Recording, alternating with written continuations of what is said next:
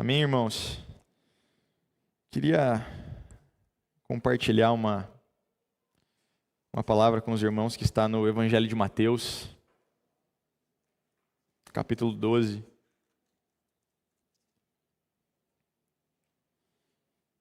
Versículo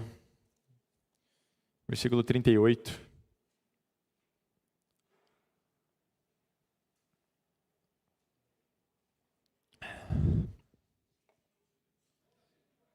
Mateus capítulo 12.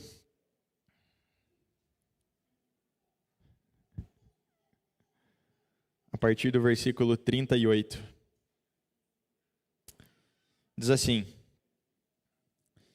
Então, alguns escribas e fariseus replicaram: Mestre, queremos ver de tua parte algum sinal. Ele, porém, respondeu, ele, Jesus: Uma geração má e adúltera pede um sinal. Mas nenhum sinal lhe será dado, senão o do profeta Jonas. Porque assim como esteve Jonas 3 dias e 3 noites no ventre do grande peixe, assim o Filho do Homem estará 3 dias e 3 noites no coração da terra. Ninivitas se levantarão no juízo com esta geração e a condenarão, porque se arrependeram com a pregação de Jonas. E eis aqui está quem é maior do que Jonas. Amém? Vamos orar ao Senhor novamente? Pai, quero exaltar o Teu nome, Senhor, por essa manhã maravilhosa que o Senhor nos concede na Tua presença, Senhor. Onde a gente tem o privilégio de Te adorar, de nos conectarmos com a Tua presença e com os nossos irmãos. Eu oro, Espírito Santo, para que a Tua graça permaneça aqui. E que nesse momento da palavra o Senhor alinhe os nossos corações para que a gente esteja atento à Sua voz, Senhor. Nós queremos vivenciar a adoração, mas nós queremos aprender e nós queremos crescer e amadurecer no Senhor como igreja. Então nós te pedimos, Espírito Santo, ministra ao coração de cada um aquilo que nessa manhã é a nossa necessidade para que a gente continue caminhando para o alvo que é Jesus. Ajuda essa igreja a continuar perseverando e crescendo na Tua presença. Que o Senhor possa me usar e que as minhas palavras sejam aquelas que estão no Teu coração e não no meu. Eu oro, Senhor, para que venha o Teu temor sobre nós nessa manhã. Em nome do Senhor Jesus. Amém. Amém. O momento de adoração estava realmente muito bom, né? Eu estava lá atrás, escutando e cantando junto, quando nós proclamávamos o reinado do Senhor Jesus. E eu não sei em quantas pessoas nós estamos aqui, mas a impressão que eu tinha é que tinha uma multidão muito grande. Eu falei, caraca, a galera tá cantando assim numa intensidade. E aí o Espírito Santo falou ao meu coração: essa é a expectativa que eu tenho sobre a minha noiva. A expectativa de uma resposta que envolva a sua voz, o seu corpo, mas o seu coração.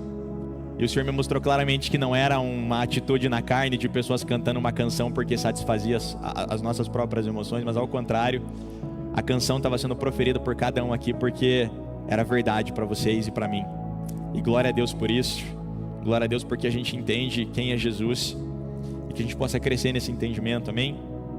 Irmãos, nessa manhã o Senhor colocou no meu coração essa passagem do capítulo 12 de Mateus. O capítulo 12 é um capítulo muito legal. Mateus é um evangelho cronológico, né? As coisas estão organizadas ali por ordem, conforme aconteceram. E é um capítulo em que tem muitos debates entre Jesus e os fariseus, onde os fariseus questionam Jesus em vários momentos sobre a autoridade de Jesus. Eles pedem um sinal para Jesus, eles questionam o comportamento dos discípulos de Jesus, eles questionam o fato de Jesus curar no sábado. Então é um debate muito profundo, eu diria, entre a religião e a graça de Cristo. E se você quiser meditar um pouco mais sobre isso depois, você pode ler o capítulo inteiro de Mateus, capítulo 12. Mas o Senhor me levou a esse capítulo específico, a esse texto que fala sobre Jonas. Eu já tenho meditado sobre Jonas há alguns meses.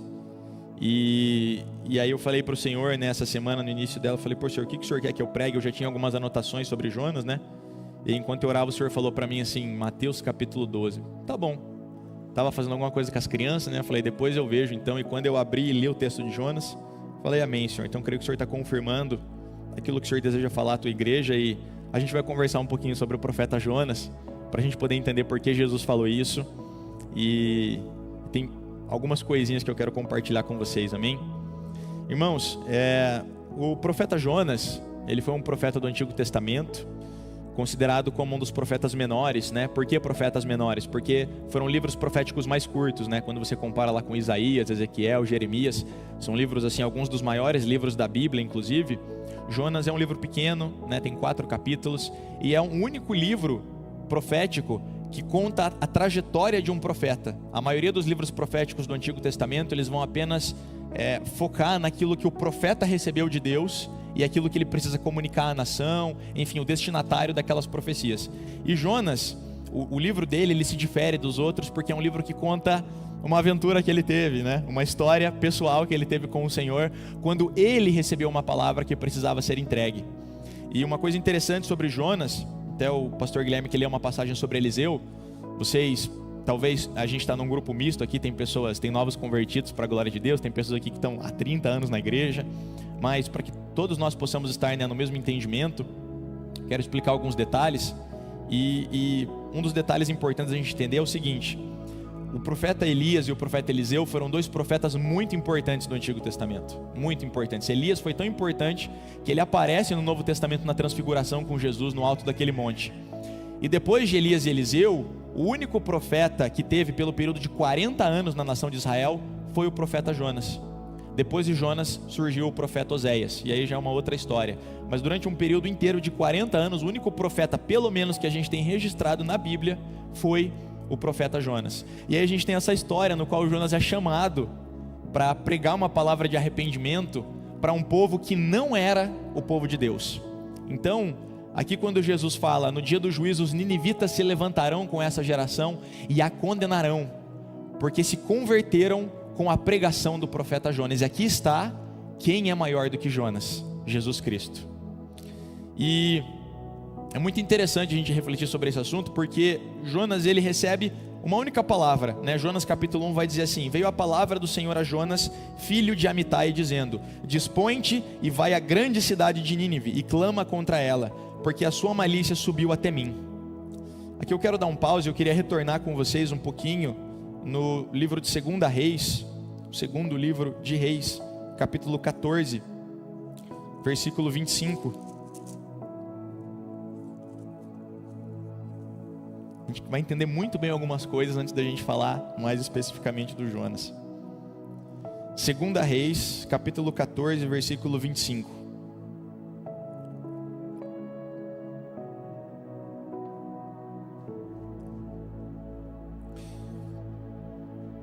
Diz assim a palavra do Senhor. Vou até ler um pouco antes aqui para dar contexto. Versículo 23, que ele vai falar do reinado de Jeroboão II, que foi rei de Israel.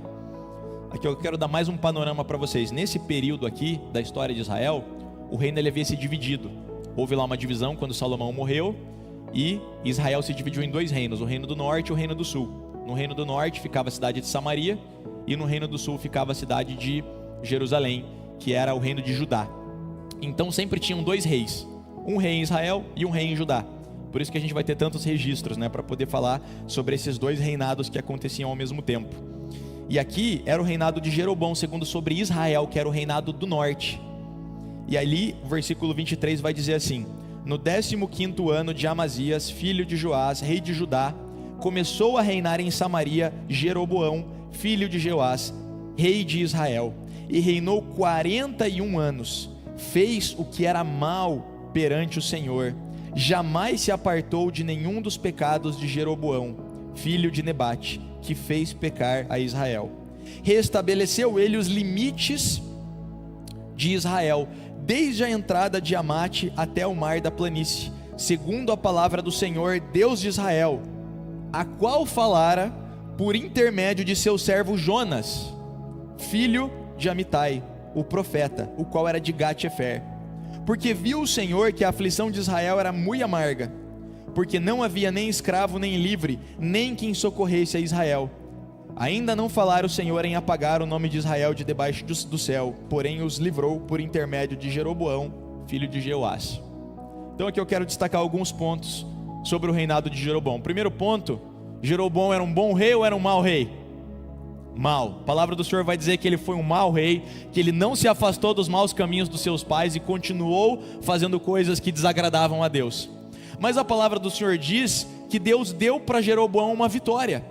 E Deus usou Jeroboão, mesmo sendo um homem mau, idólatra, para restabelecer terras que haviam sido tomadas pelo rei da Assíria. Agora presta atenção nisso. A Assíria era um reinado que ficava ali ao lado de Israel. Foi um dos maiores impérios daquela época. Ele teve momentos melhores posteriormente a esse período. Mas o interessante desse texto é que a pessoa que profetizou essa vitória para Israel foi o profeta Jonas, filho de Amitai, o mesmo profeta Jonas do livro de Jonas que nós estamos acompanhando aqui. E Jonas profetizou, provavelmente, olha, Israel vai vencer essa batalha contra a Síria e nós vamos restabelecer esse território que foi perdido.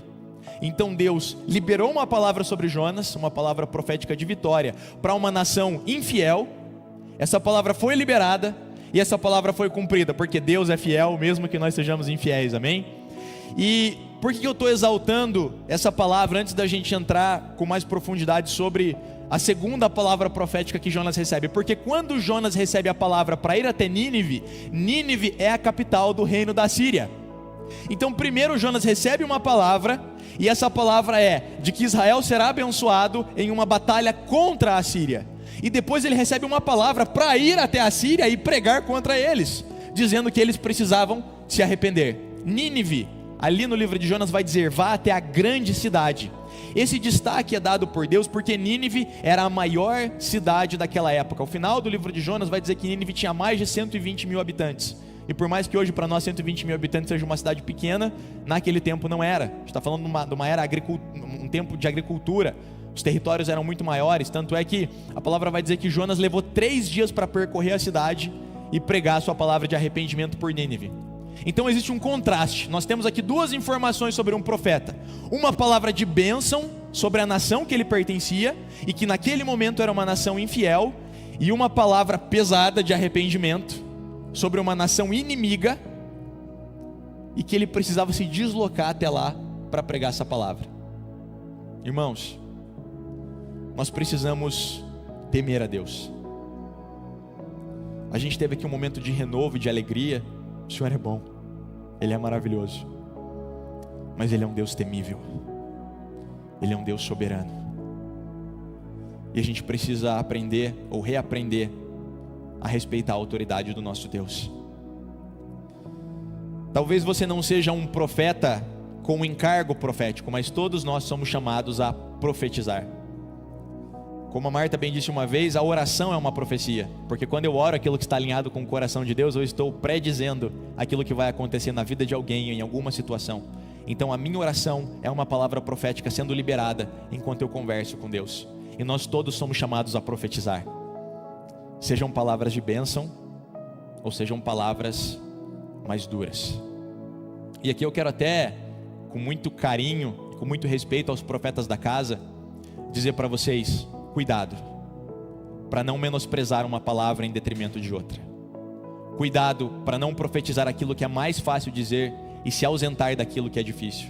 Porque Jonas profetizou para um rei infiel e idólatra que ele ia ganhar uma batalha, mas ele se ausentou de ir até Nínive e pregar para um povo desconhecido para que eles se arrependessem e conhecessem o único Deus verdadeiro. É muito mais fácil sair das nossas bocas palavras de bênçãos do que palavras de repreensão. E isso eu até falo no nosso relacionamento como irmãos. Imagina que você tem um problema com o irmão. O que a palavra do Senhor diz para nós fazermos? Se você tem um problema com teu irmão, você precisa se reunir com ele e você precisa resolver esse problema. A palavra do Senhor diz inclusive: apressa-te, enquanto o seu irmão está no teu caminho. E muitas vezes nós protelamos situações difíceis de serem resolvidas, porque a gente tem que entrar numa situação desconfortável com o irmão e a gente não quer. A gente prefere manter as aparências do que entrar numa situação de conflito, que dali vai sair bênção e solução. Irmãos, nós não podemos mais agir dessa forma. Então eu quero encorajar você da seguinte maneira: se você precisa resolver alguma situação com o seu irmão, se você precisa falar algo para o seu irmão que é difícil, você precisa abrir a sua boca e resolver isso, e apressar-te enquanto o teu irmão está no teu caminho. Porque nós somos muito rápidos em receber aquilo que nós precisamos. Você precisa de um renovo? Eu preciso. Você precisa resolver algo com o teu irmão? Porque o nosso passo não é na mesma velocidade do que quando nós vamos receber uma bênção de Deus.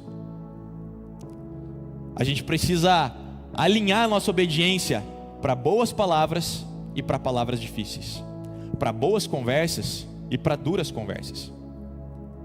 E isso vale para todos os seus relacionamentos.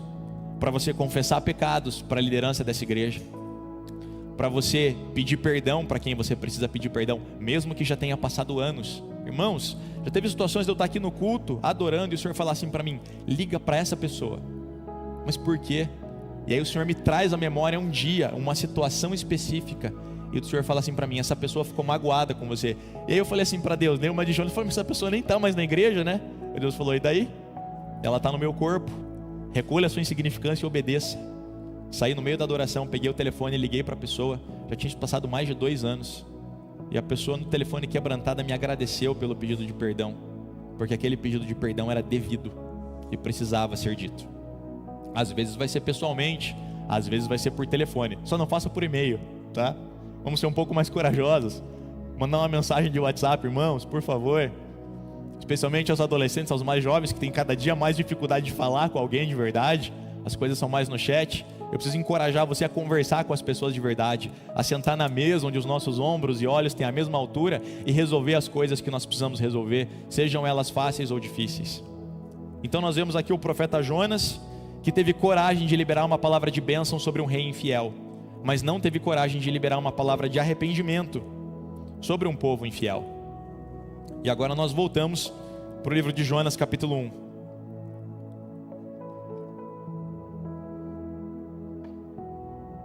Veio a palavra do Senhor a Jonas, filho de Amitai, dizendo: dispõe-te e vai à grande cidade de Nínive, e clama contra ela, porque a sua malícia subiu até mim. Irmãos, a palavra dispõe-te, em algumas versões levanta-te ou vai, é a mesma palavra que foi usada quando Deus falou com Abraão para que ele se separasse de Ló.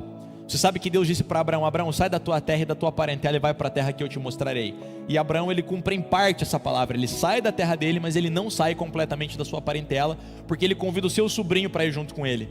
Se você não conhece a história, depois leia Gênesis, ali a partir do capítulo 11, 12, até o capítulo 20, 21, você vai ver os problemas que Ló trouxe na jornada de Abraão, por conta dessa desobediência.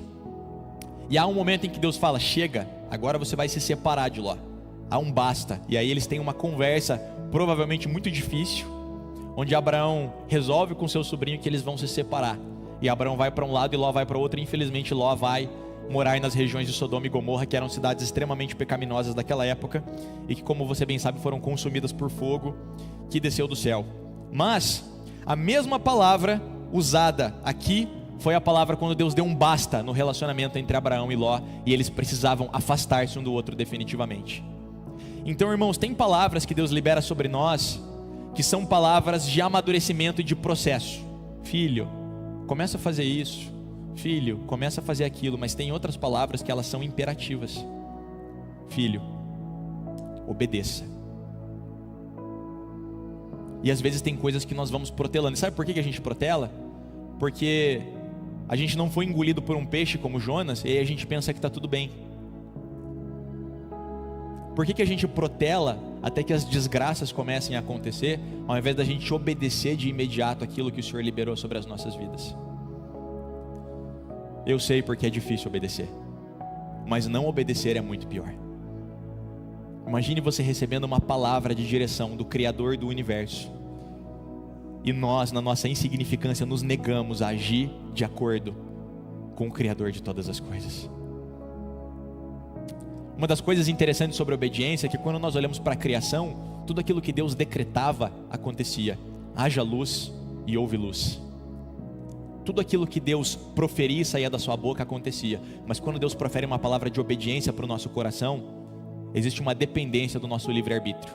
A consequência é nossa. Mas Deus, ele não nos obriga a fazer aquilo que ele nos disse para ser feito. Deus ordena que tudo aquilo que ele quer que aconteça com a criação. Se ele ordena que uma estrela passe a existir, aquela estrela passe a existir. Mas quando ele libera uma palavra sobre o nosso coração, ele permite que nós tomemos a decisão. Foi isso que ele fez com Caim, quando Caim estava irado com seu irmão, porque seu irmão havia sido aceito por Deus e ele não. E o Senhor olhou para ele e falou assim: Caim, eis que o pecado bate à sua porta, mas cumpre a ti dominá-lo. Eu estou te alertando que os pensamentos que estão vindo sobre você são pecaminosos. Agora você vai tomar a decisão baseada no que eu te falei. Quando nós falamos de profecia e de palavra profética, irmãos, a gente precisa entender o seguinte: que toda palavra que sai da boca de Deus é profética, porque ela deseja encontrar um lugar no futuro, mesmo que seja no instante seguinte. Mesmo que eu receba essa palavra agora, eu diga: Senhor, me perdoe. Essa palavra profética entrou no meu coração, houve uma obediência e houve uma ação da minha parte que tornou aquela palavra verdadeira. No instante seguinte, aquela palavra se cumpriu, porque eu obedeci. Quando o Senhor diz: amarás o Senhor teu Deus de todo o teu coração, Ele está liberando uma palavra profética, crendo que num futuro próximo, nós amaremos a Ele de todo o nosso coração. Quando Ele diz: ame ao teu próximo como a ti mesmo, mesmo que o meu coração esteja cheio de rancor e de mágoa, Ele libera essa palavra crendo que em algum momento eu vou me arrepender, eu vou reconhecer que eu sou tão mal quanto o meu irmão, e eu necessito da mesma graça, e o mesmo perdão que eu recebi, eu não posso negar, oferecer ao próximo. Toda palavra, todo mandamento, toda palavra liberada pela boca de Deus é uma profecia tentando encontrar um lugar de atividade na nossa vida, tentando encontrar um cumprimento na nossa obediência. Algumas são mais fáceis, outras são mais difíceis. Algumas a gente tem que pedir ajuda para os irmãos, para o Espírito Santo, mas todas elas precisam ser cumpridas. Existem dois tipos de palavras proféticas. Existe a palavra profética, que ela é incondicional. Nós estávamos aqui na sexta-feira cantando Maranata, a hora vem, com a mesma intensidade que nós cantávamos que Ele é Rei hoje. É quase como se no terceiro dia Ele tivesse voltado mesmo. Nós cantamos: venha, Senhor. E aqui no domingo nós estávamos: você é o Rei, como se Ele já estivesse nas nuvens aqui olhando para nós. E isso para mim também é, sem nós percebermos, um ato profético sobre o que vai acontecer daqui a alguns anos, porque vai acontecer. Agora, mesmo que eu esteja aqui vendo a igreja inflamada cantando Maranata, a hora vem, vendo a igreja com todo o seu espírito cantando que Jesus é Rei, eu ainda posso estar na carne sem participar daquilo, e ainda assim essa palavra vai se cumprir, porque ela é incondicional. Deus disse que Cristo voltará e Ele voltará. Mas existem profecias que são condicionais e estão associadas ao nosso livre-arbítrio e à nossa escolha. Nós vemos isso desde Gênesis, da escolha de comer o fruto ou não, até hoje, quando nós temos a opção de nos relacionarmos com Cristo todos os dias ou não. Continuando o texto: mas Jonas se dispôs para fugir da presença do Senhor para Tarsis, e tendo descido a Jope, achou um navio que ia para Tarsis. Pagou, pois, a sua passagem e embarcou nele para ir com ele até Tarsis, para longe da presença do Senhor.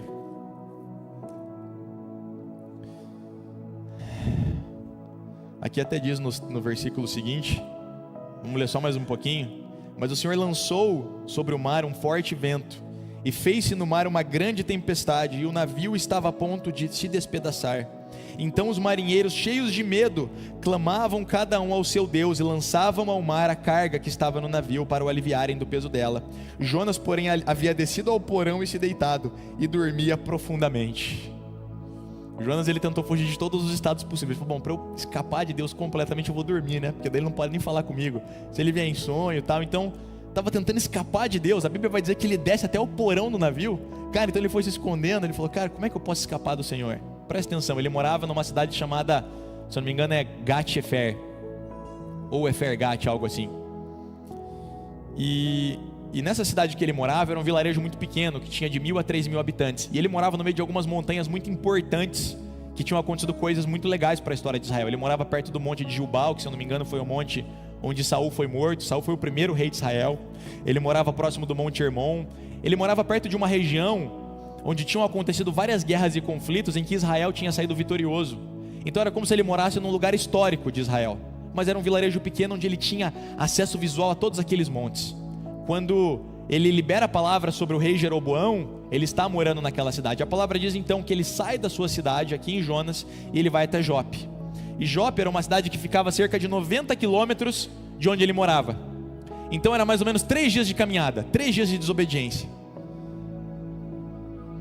andando para onde Deus falou para ele não andar. E quando ele chega em Jope, ele fala assim: ainda não é o bastante, deixa eu ver um barco. Para onde está indo? Para Tarsis. Agora presta atenção, sabe onde que era Tarsis? o Everton e a Larissa estão lá. Tarsis ficava na região da Espanha.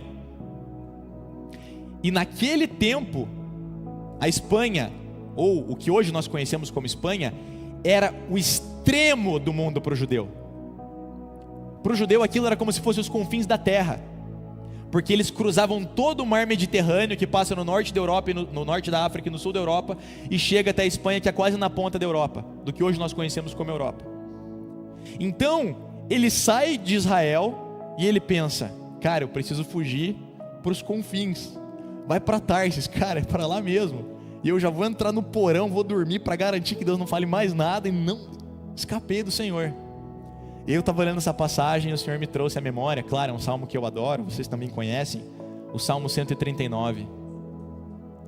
O Senhor nos cobre por detrás e pela frente, a tua mão está sobre mim, e essa verdade é muito maravilhosa para que eu possa compreendê-la. E aí o salmista vai dizer assim: se eu vou ao lugar mais profundo, lá está. Se eu vou ao mais alto dos céus, lá também o Senhor está.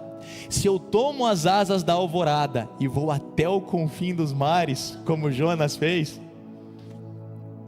eu não tenho como escapar da tua presença. Eu acho que faltou em Jonas leitura bíblica. Ele não tinha lido o Salmo 139. O Salmo 139 antecede Jonas, porque foi escrito por Davi. Mas eu não sei se ele tinha acesso ao Salmo 139. Talvez, se ele tivesse, ele não teria tentado escapar dessa maneira, não ia dar em nada.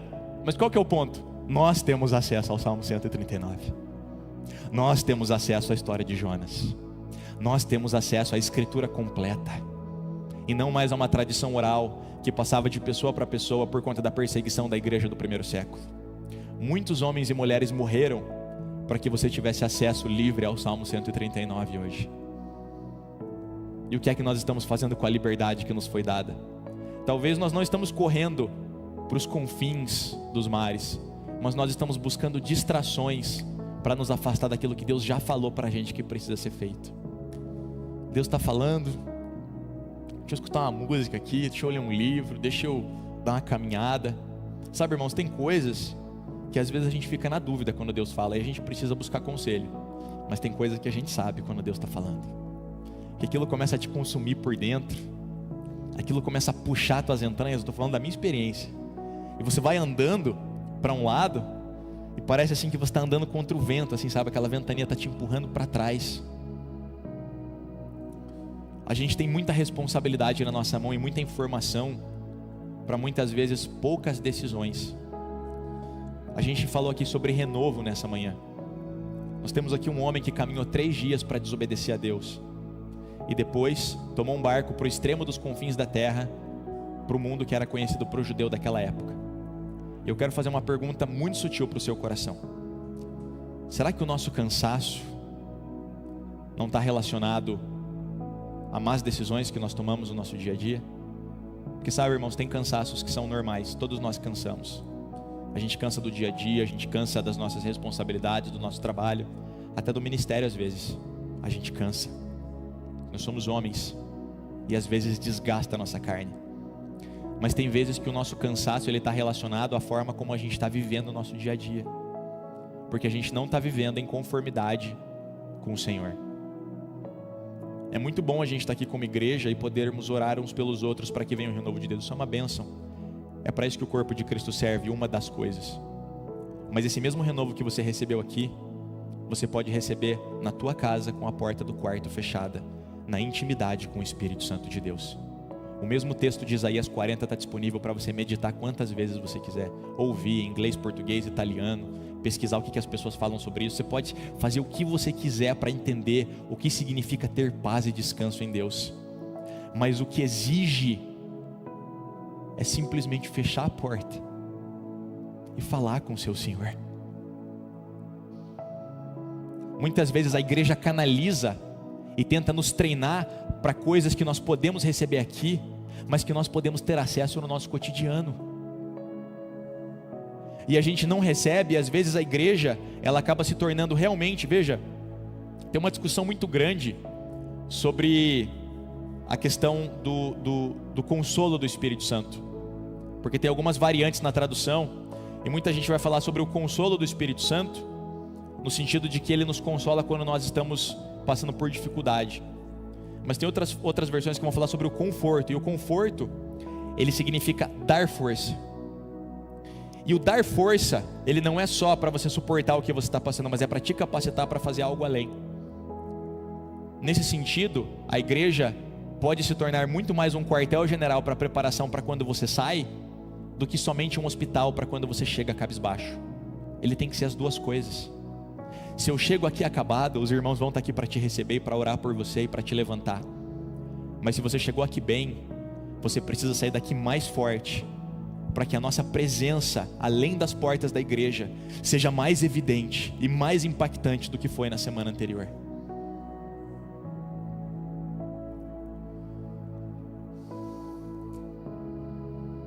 Jonas, porém, havia descido ao porão e deitado, dormia profundamente. Chegou-se a ele o mestre do navio e lhe disse: que se passa contigo, agarrado no sono?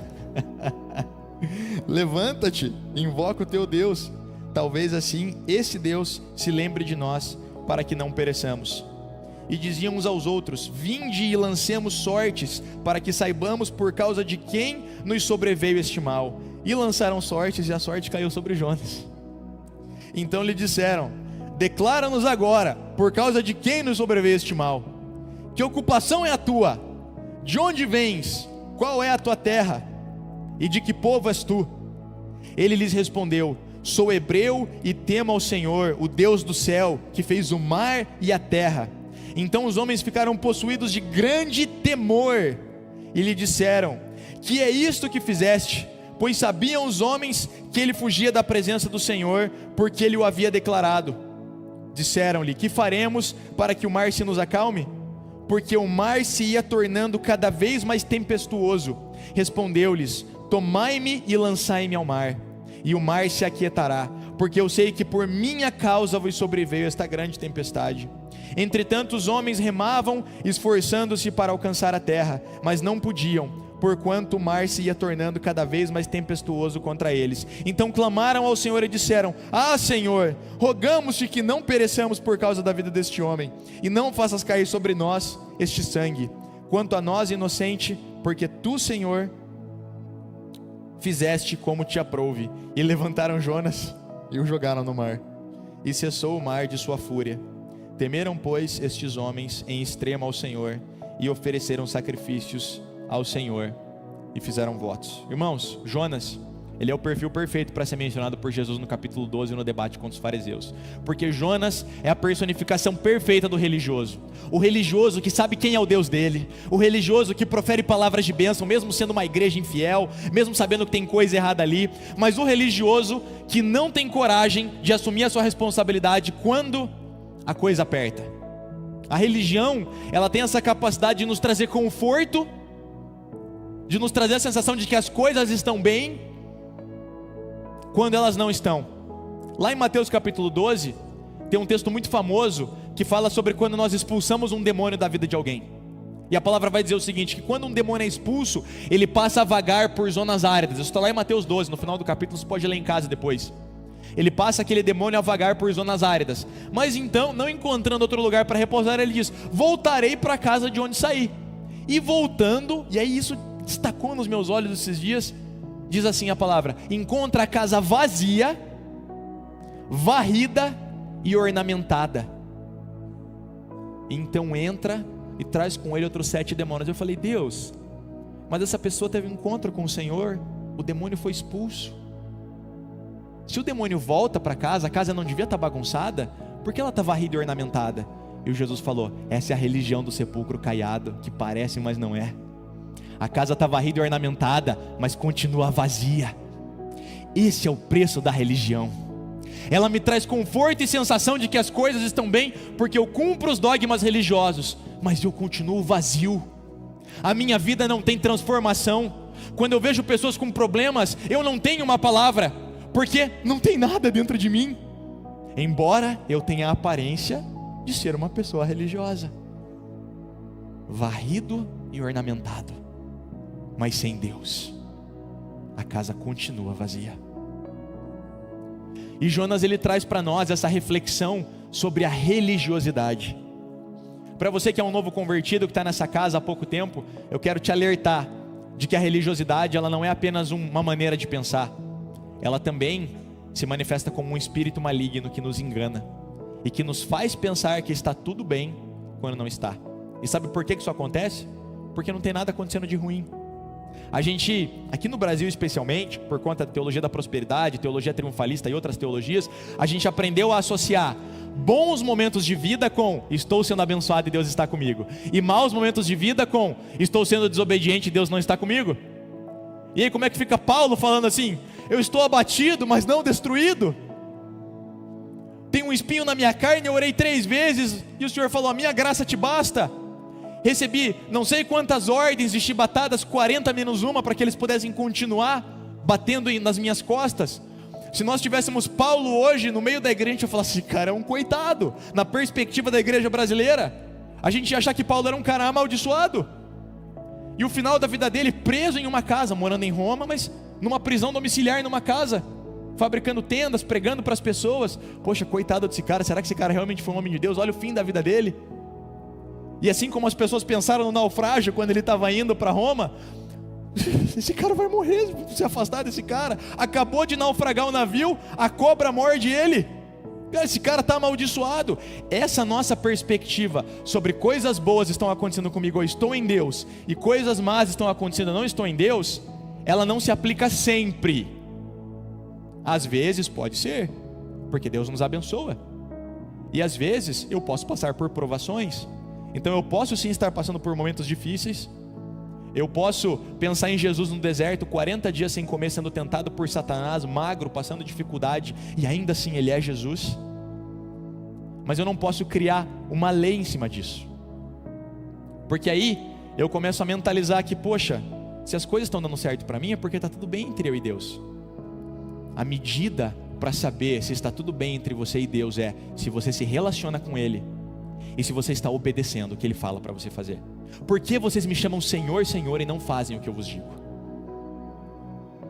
Aquele que me ama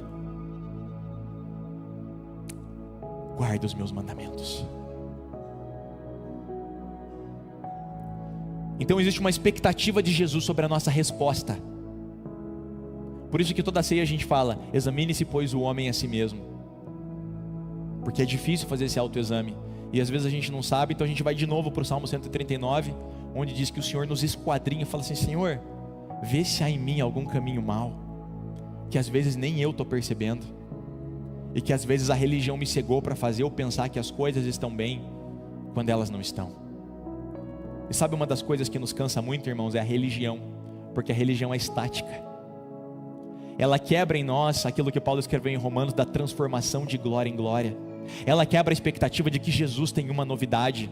Ela quebra o meu desejo por receber dons de Deus para poder me movimentar no corpo. Ela simplesmente me coloca numa tarefa, e agora eu sento na cadeira e eu falo assim, Senhor, eu vou fazer isso aqui para sempre. E aí vem o pastor Guilherme e fala assim, Deus colocou talentos no seu coração e Ele quer que você multiplique isso. E aí a gente fala assim, não, tá bom ficar assim, a casa está ornamentada. Realmente a religião é um lugar de muito conforto, mas ela cansa, porque ficar sentado também cansa uma hora, não cansa? Deixa eu esticar minha perna aqui que eu já fiquei sentado demais. Tem momentos, irmãos, que a gente precisa romper com a nossa zona de conforto e começar a fazer algumas orações mais perigosas para Deus. Ô Deus, eu estou muito paradão, não vai acontecer nada na minha vida não, joga aí um desafio para nós. Ah, tá bom filho, é desafio que você quer? Então pega. Versículo 17, antes de eu ler o 17, só destacar aqui um ponto interessante, como Deus é maravilhoso, né, irmãos? Eu não quero aqui te incentivar a desobedecer, mas Jonas, ele está num local de desobediência, no barco com aqueles homens, e aqueles homens conheceram o Deus verdadeiro por causa da desobediência de Jonas. Ah, então quer dizer que se eu desobedecer tem glória nisso? Não. O que Paulo falou em Romanos? Olha, então quer dizer que onde Paulo ele escreve, né? Onde abundou o pecado, superabundou a graça? Pô, então vou pecar mais. Ele escreve sobre isso, eu vou pecar mais porque depois vai ter mais graça. Não é isso que ele está dizendo. Ele está dizendo até aqui, eu recebi a palavra, onde habitou o pecado no meu passado, agora vai superabundar a graça no meu presente, no meu futuro. Isso vai crescer e vai multiplicar. Então não é porque Jonas desobedeceu e houve um fruto porque Deus é bom, que eu vou colocar a glória na minha desobediência. Foi Deus quem fez, porque Ele é bom. Mesmo nas nossas maldades Ele continua sendo bom. Mesmo nas nossas infidelidades Ele continua sendo fiel. Então eu recebo isso, entrego a glória para Ele, entendendo que foi Ele quem fez, e peço perdão pela minha desobediência. Porque se Deus quisesse pregar o evangelho para aqueles homens que estavam indo para Tarsis, Ele tinha outros métodos, senão a desobediência. Ele podia ter mandado o próprio Jonas depois: Jonas, agora que você foi obediente em Nínive, eu tenho um outro papel, volta para Jope. Tem outros homens lá que você precisa fazer a obra também. Então é muito melhor colher os frutos porque nós obedecemos, do que reconhecer que nós pisamos na bola e ainda assim Deus foi bom. No versículo 17 vai dizer: meu Deus, meu tempo acabou. Deparou o Senhor um grande peixe para que tragasse a Jonas, e esteve Jonas 3 dias e 3 noites no ventre do peixe. Eu sempre costumava pensar assim: caraca, né, o Jonas quis ir para o porão, né, quis ir para o lugar mais fundo. Deus falou: você quer ir para o fundo? Então toma. Mandou ele para o fundo do oceano, na barriga do peixe. Mas Deus, Ele é tão bom que, com o passar do tempo, eu comecei a entender que o peixe, o grande peixe que engoliu Jonas, foi o livramento para a vida dele. A gente pensa: pô, esse cara não tem sossego, né? O cara acaba de cair no mar, já vem um peixe e engole o cara, né? Parece que as coisas estão piorando, né? E aí que pioreia, parece. Na verdade não é isso. O peixe salvou a vida de Jonas, porque ele não ia sobreviver em alto mar sozinho. 3 dias e 3 noites na barriga do peixe, clamando a Deus, foi muito melhor do que alguns minutos sufocando no mar até morrer afogado. Às vezes, quando nós passamos por processos de desobediência ou por provas, tem coisas que acontecem na nossa vida que, por mais desgraceira que pareça, é Deus livrando você de uma coisa pior. Então às vezes a gente está se queixando para Deus, e Deus está falando assim: filho, você não sabe o que ia te acontecer. Eu estou salvando você, mas assim, Deus, assim. Filho, é melhor passar 3 dias na barriga do peixe com o Senhor do que morrer afogado sem Cristo. Então curte a tua barriga do peixe e tenta aprender com Deus o que Ele quer te ensinar lá. Porque aí quando você vai ler o capítulo 2 de Jonas, é outro cara. Então Jonas, do ventre do peixe, orou ao Senhor seu Deus e disse: na minha angústia clamei ao Senhor, e Ele me respondeu.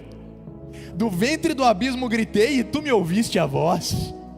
Pois me lançaste no profundo do coração dos mares, e a corrente das águas me cercou. Todas as tuas ondas e as tuas vagas passaram por cima de mim. Então eu disse: lançado estou de diante dos teus olhos. Tornarei porventura a ver o santo templo? Agora você quer voltar para Jerusalém, né? Mas até que 5 minutos atrás você estava indo para Tarsis bem tranquilo. Então a gente tem esses lapsos de emoção. Ai Deus, eu não sei o que eu estava fazendo, onde é que eu estava com a minha cabeça. O Senhor me perdoa, por favor. As águas me cercaram até a alma, o abismo me rodeou, e as algas se enrolaram na minha cabeça. Desci até os fundamentos dos montes, desci até a terra, cujos ferrolhos se correram sobre mim para sempre. Contudo fizeste subir da sepultura a minha vida. Ó Senhor meu Deus, quando dentro de mim desfalecia a minha alma, eu me lembrarei do Senhor, e subiu a ti a minha oração no teu santo templo. Mas com a voz do agradecimento eu te oferecerei sacrifício. O que votei, pagarei. Ao Senhor pertence a salvação. Falou, pois, o Senhor ao peixe, e este vomitou a Jonas na terra. E aí vem o capítulo 3, irmãos. São 11 horas e 59 minutos e 59 segundos. Se vocês me permitirem, por favor, me dá mais alguns minutinhos, tá? Se você precisar ir embora, Deus te abençoe, vá em paz, não precisa ficar preocupado, não vou ficar chateado. Se você tiver um compromisso, eu entendo. Se você puder ficar, fica mais um pouquinho, tá?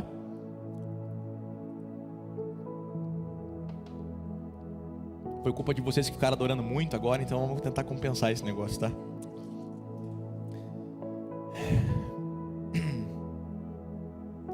O capítulo 3 começa assim: veio a palavra do Senhor segunda vez a Jonas, dizendo: dispõe-te, vai à grande cidade de Nínive e proclama contra ela a mensagem que eu te digo. Irmãos, agora eu quero te dar uma palavra de consolo. Nós servimos a um Deus de segundas chances.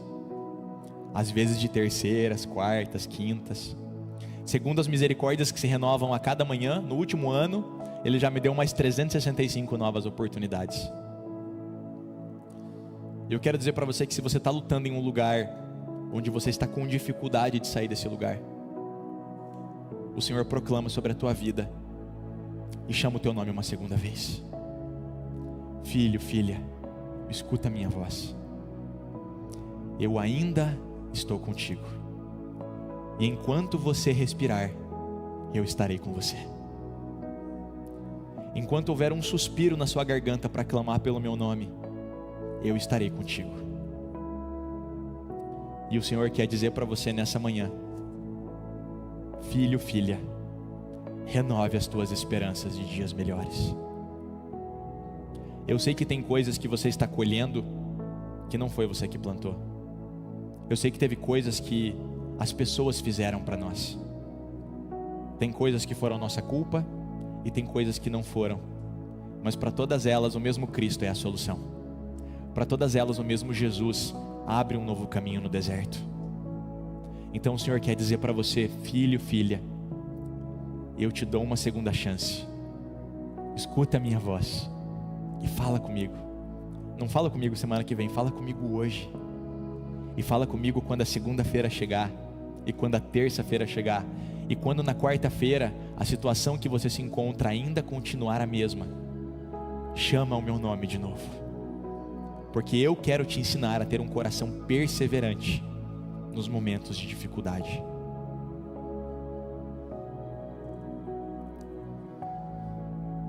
E fez-se proclamar e divulgar em Nínive, por mandado do rei e seus grandes... Perdão, desculpa, eu acho que eu pulei aqui uma parte. Ele levantou-se do seu... Não, peraí. Aqui. Começou Jonas a percorrer a cidade caminho de um dia, e pregava e dizia: ainda 40 dias e Nínive será subvertida. Os ninivitas creram em Deus e proclamaram um jejum, e vestiram-se de panos de saco desde o maior até o menor. Chegou esta notícia ao rei de Nínive. Ele levantou-se do seu trono, tirou de si as vestes reais, cobriu-se de pano de saco e assentou-se sobre cinza. E fez-se proclamar e divulgar em Nínive, por mandado do rei e seus grandes: nem homens, nem animais, nem bois, nem ovelhas provem coisa alguma, nem os levem ao pasto, nem bebam água, mas sejam cobertos de pano de saco, tanto os homens como os animais. E clamarão fortemente a Deus, e se converterão cada um do seu mau caminho e da violência que há nas suas mãos. Quem sabe se voltará a Deus e se arrependerá e se apartará do furor da sua ira, de sorte que não pereçamos? Viu Deus o que fizeram, como se converteram do seu caminho, e Deus se arrependeu do mal que tinha dito que lhes faria e não fez. Aqui uma explicação muito importante. A palavra arrependimento no original hebraico, ela significa mudar de direção. Quando fala arrependimento para nós, significa sair do pecado que nós vivemos e olhar para Deus. Quando fala para Deus, o arrependimento significa mudar a sua decisão. Ele ia fazer algo e ele mudou para uma outra decisão. Amém? Compreendido isso, eu quero dizer uma coisa para você. É cansativo às vezes ser cristão. Eu não sei se você já passou pela experiência, ou se você passa pela experiência de viver numa família que ainda não entregou a vida para Cristo, de viver no meio de um grupo de pessoas que você sabe que carecem de todo o coração deles, assim como todo ser humano de Jesus, e eles ainda não entregaram a vida a Cristo. Eu oro pela minha família há mais de 10 anos, e eu vi poucos frutos acontecendo. E aí às vezes eu estava com meu coração muito entristecido, orando ao Senhor, jejuando, buscando a presença de Deus por aqueles que eu amo, e clamando para que o Senhor os salvasse, e não vi nada acontecendo. E aí essa tristeza consumiu meu coração, e o Senhor falou para mim assim: ei, a seara é maior, eu tenho outras coisas para você fazer, e enquanto você faz as coisas que eu estou te dando para fazer, eu cuido daquelas que você não consegue com a força do teu braço. E aí, irmãos, eu comecei a entender que cada alma que respira era uma oportunidade de conhecer Jesus. Mesmo que não fosse a minha amada família, é amado pelo Senhor porque Cristo morreu por cada uma dessas pessoas. Eu aprendi a tirar o meu amor do lugar, para colocar o amor de Cristo no lugar. E aí eu comecei a pregar o evangelho para outras pessoas, que não eram as pessoas da minha própria família. E vi essas pessoas crendo em Jesus. E cada pessoa que cria, o meu coração foi se enchendo de alegria. E o Senhor foi me mostrando que enquanto eu trabalho na seara que Ele determina para que eu trabalhe, Ele cuida da seara que eu já não tenho mais forças para plantar e para arar o solo. E eu quero declarar essa palavra sobre a sua vida, porque às vezes, irmãos, o nosso cansaço é porque a gente está se desgastando numa coisa que é boa, mas não é para estar fazendo nesse momento. Coisas boas na hora errada se tornam coisas ruins e se tornam fardos pesados. A nossa tentativa infame de fazer evangelho pela força do nosso braço nos desgasta e não tem resultado. Você vê isso pelo livro de Atos. Eles estavam indo para um lugar, mas durante a noite eles tiveram um sonho e disseram: desçam para a Macedônia. E eles desceram para a Macedônia e lá eles colheram frutos. E lá nasceu uma igreja, as pessoas começaram a crer em Cristo. Nós precisamos ouvir a voz de Deus para que o nosso trabalho não seja em vão. Senão, sem perceber, nós jogamos as pérolas aos porcos. E daí quando a gente percebe, o nosso bolso está vazio e o nosso coração está cansado, porque a gente se desgastou fazendo uma coisa boa e correta, sem ouvir a voz do Espírito Santo de Deus. E Jonas vivia numa nação idólatra, e ele estava lá no vilarejo dele sentado, vendo a idolatria ser perpetuada por um reinado de 40 anos. Não foram 10 como eu, foram 40. E quando ele é chamado para proclamar as boas novas para uma outra nação, ele se nega a fazer aquilo. Por quê? Porque quando nós estamos focando a nossa preocupação nas coisas erradas, nós nos desgastamos e cansamos e não vemos resultado. Irmãos, nós pregamos o evangelho, alguém pode regar, mas é Cristo quem dá o crescimento. Se eu tento me esforçar para tirar a planta da terra, o meu braço fica cansado, eu não escuto a voz do Espírito e eu não vejo frutos. A palavra do Senhor diz que aquele que obedece dará frutos de 30, 60 e a 100 por um. Se eu não estou vendo frutos, é porque eu estou com a enxada no campo errado, eu estou jogando as sementes no lugar errado. E eu aprendi a canalizar a minha oração. Eu estava num outro trabalho, eu falei assim: Senhor, a gente estava aqui no ano passado para orar por aquele culto de avivamento que teve do neto do Billy Graham. E aí eles falaram: olha, ore por 3 pessoas. Eu falei assim: Senhor, me dá o nome de uma pessoa. E o Senhor me deu o nome de uma pessoa. E eu falei: é aquele meu amigo, né? O Senhor falou: não é esse teu amigo não, é aquele seu colega de trabalho. Eu falei: Senhor, mas eu nem converso com esse colega de trabalho, acho que eu nem vou para o trabalho nos mesmos dias que ele. Como é que eu vou evangelizar esse cara? O Senhor falou: escreve o nome, obedece. Eu escrevi o nome. 3 dias depois, irmãos, teve uma mudança no departamento, e eu caí na mesma equipe do rapaz. Nós passamos a conversar todos os dias. Aí sabe o que isso traz para você? Alegria, porque você vê que você realmente está ouvindo Deus, e Ele está abrindo a porta, e agora é só pregar o evangelho, e o fruto vai acontecer.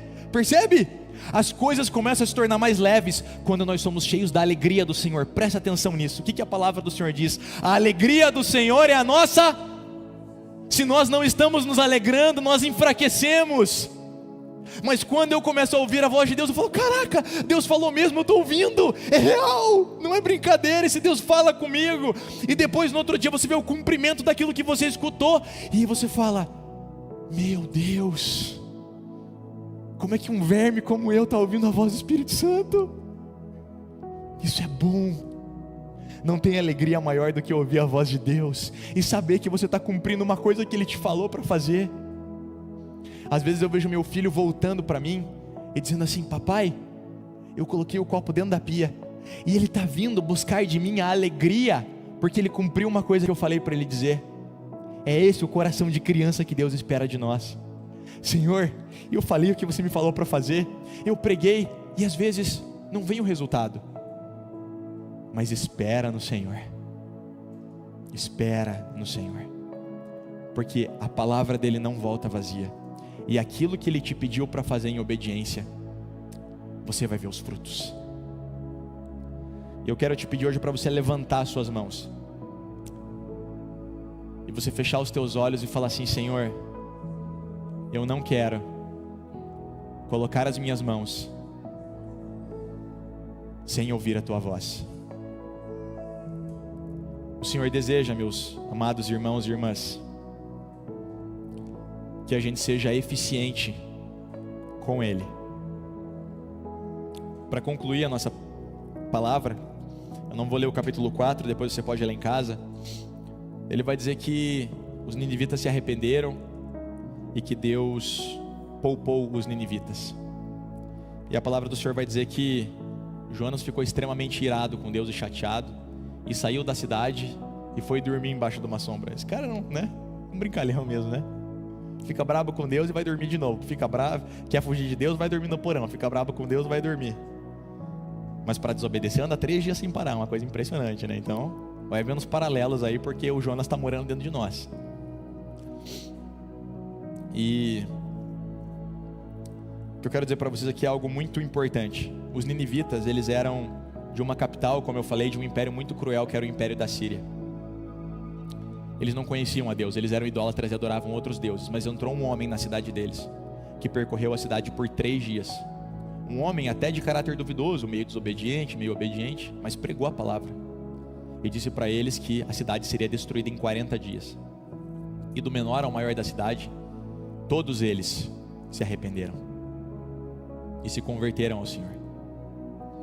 E aí nós olhamos lá para Mateus capítulo 12, que diz assim que no dia do juízo os ninivitas se levantarão com essa geração e a condenarão. Irmãos, preste atenção nisso. Os ninivitas vão estar no julgamento, assim como nós também faremos parte do julgamento.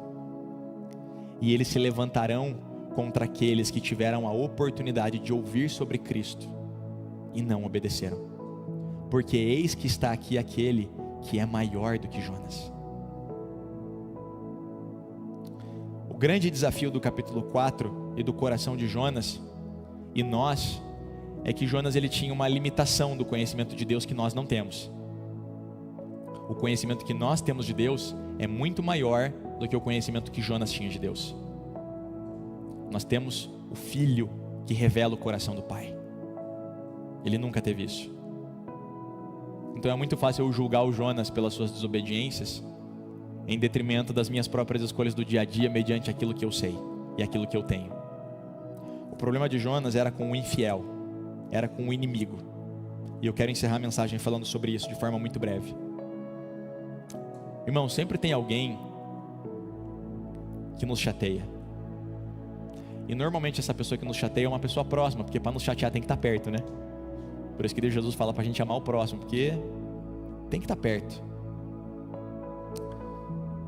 E eu sei que às vezes é difícil lidar com pessoas, às vezes é impossível. Às vezes a gente tem que ir para um outro ambiente, esperar a gente se acalmar um pouquinho, para depois conversar de novo. Mas eu quero dizer para você o que eu falei no início, de que toda profecia, toda palavra liberada por Deus é uma profecia esperando encontrar um lugar de obediência no nosso coração para que ela se torne verdade. E o que eu quero dizer para você nessa manhã é: ame os seus inimigos e orem por aqueles que vos perseguem. Amem intensamente no quarto de oração as pessoas que de alguma maneira machucaram o teu coração. Irmãos, eu vou confessar para vocês, teve uma situação na minha vida que eu levei alguns meses para ser completamente curado do que uma pessoa fez para mim. Só que esses meses não foram meses de mágoa, foram meses todos os dias chegando na presença de Deus falando assim: Deus, eu perdoo. Meu sentimento não está sentindo, mas eu decido perdoar. Até que o Senhor limpe meu coração completamente. Eu estou aqui de novo para dizer para o Senhor: eu perdoo. Eu não estou sentindo isso, eu estou com vontade de apertar o pescoço assim, sabe? Mas eu perdoo. Porque sabe qual que é o frigir dos ovos? Você também não vai apertar o pescoço. Só que em cima do muro é um lugar terrível de se viver. É um lugar de mágoa e de dor que não te leva para lugar nenhum. Você não sai nem na mão com a pessoa, e você nem limpa o teu coração de uma vez por todas. E você fica nesse para sempre meio termo. E Jesus nos quer com um coração quente, intenso e profundo e decidido naquilo que Ele determinou sobre as nossas vidas. Então, a palavra inimigo ela é muito ampla. Pense em inimigo como uma pessoa que é uma oposição a você, que te irrita, que te tira do sério, que te provoca, que tenta te derrubar, e você coloca essa pessoa no topo das tuas orações, e você vai sair daqui com um coração mais parecido com o de Jesus, pendurado na cruz, que dizia: Senhor, perdoa eles, porque eles não sabem o que eles estão fazendo. Jonas, deitado ao lado de uma cidade arrependida, não conseguia perceber a graça de Cristo, mas Jesus, sangrando, pendurado numa cruz, clamava ao Senhor para que houvesse perdão sobre os seus inimigos. A nossa condição não determina a nossa decisão. Somos nós que escolhemos e fazemos aquilo que o nosso Senhor nos disse para fazer. Amém? Fique de pé, por favor. Vamos orar ao Senhor e vamos encerrar esse culto. Jesus, eu quero te agradecer, Senhor, pela tua graça e pelo teu amor. Eu quero louvar o teu nome, porque eu creio que o Senhor falou aos nossos corações. Eu sei que foram muitas coisas ditas, e cada uma dessas partes, ou algumas dessas partes, podem ser importantes individualmente. Eu quero te pedir que essa palavra penetre no nosso coração, Senhor, e que ela frutifique. Eu quero te pedir que, assim como eu clamo pela minha vida e pela vida dos meus irmãos, que a gente saia daqui, Senhor, com um coração obediente, com um coração que prefira obedecer imediatamente, obedecer rápido, obedecer no mesmo instante, porque é difícil obedecer, mas é muito pior viver afastado da tua palavra proferida sobre os nossos corações. Longe de mim, Senhor, longe de nós vivermos afastados dos teus mandamentos e das tuas palavras que o Senhor deseja que a gente viva.